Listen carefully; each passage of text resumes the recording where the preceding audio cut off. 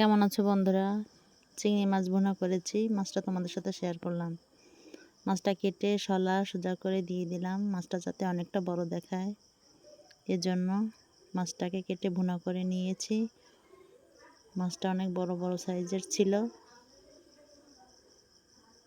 ভেজে রেখেছি। পরে মশলার মধ্যে মাছটা দিয়ে দিলাম।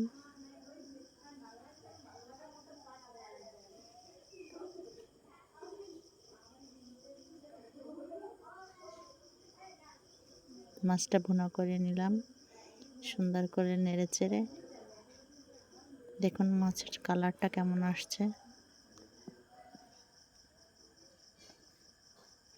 অনেকটা সুন্দর।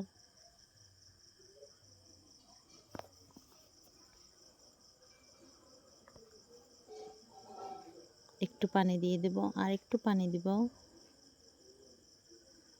এই পানিটা টেনে গেলে আমাদের চিংড়ি মাছ ভুনা হয়ে যাবে।